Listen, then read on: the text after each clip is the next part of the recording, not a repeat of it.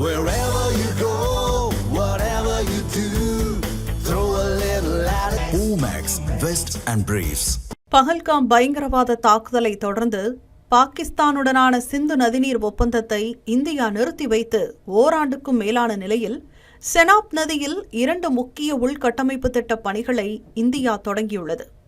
இந்த முயற்சிகளின் கீழ் இமாச்சல பிரதேசத்தில் பெரிய படுகைகளுக்கிடையே நதி நீரை திசை திருப்பும் சுரங்கப்பாதை அமைக்கப்படுவதுடன் ஜம்மு காஷ்மீரில் உள்ள சலால் அணையில் வண்டல் மேலாண்மை திட்டமும் மேற்கொள்ளப்பட உள்ளது.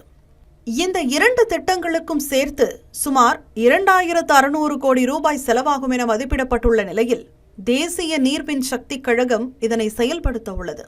இதில் இமாச்சல பிரதேசத்தின் லாஹௌல் ஸ்பிதி பகுதியில் 2352 கோடி ரூபாய் மதிப்பில் அமையவுள்ள செனாப் பியாஸ் இணைப்பு சுரங்கப்பாதை திட்டம் மிகவும் சவால் மிகுந்ததாக இருக்கும் என கூறப்படுகிறது. செனாப் படுகையில் உள்ள உபரி நீரை பியாஸ் நதி அமைப்புக்கு திருப்பி விடுவதற்காக 8.7 கிலோமீட்டர் நீளமுள்ள சுரங்கப்பாதை அமைக்கப்பட உள்ளது. அதற்கு முன்னதாக லாஹௌல் பள்ளத்தாக்கில் ஆற்றின் குறுக்கே 19 மீட்டர் நீள தடுப்பணை கட்டப்பட உள்ளது. தற்போதைய நிலையில் ஜம்முவில் செனாப் நதிக்கரையில் அமைந்துள்ள சலால் நீர்மின் திட்டத்தில் 268 கோடி ரூபாய் மதிப்பில் வண்டல் மாற்று சுரங்கப்பாதை அமைக்கும் பணியை தேசிய நீர்மின் சக்தி கழகம் தொடங்கியுள்ளது.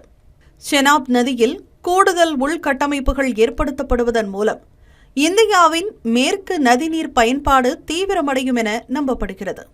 இது இந்தியாவின் நீர்மின் உற்பத்தி திறனை அதிகரித்து எரிசக்தி பாதுகாப்பை மேம்படுத்துவதோடு பாகிஸ்தானுக்கு செல்லக்கூடிய நீரை முழுக்க இந்தியாவே பயன்படுத்திக் கொள்ள வழிவகுக்கும் என எதிர்பார்க்கப்படுகிறது.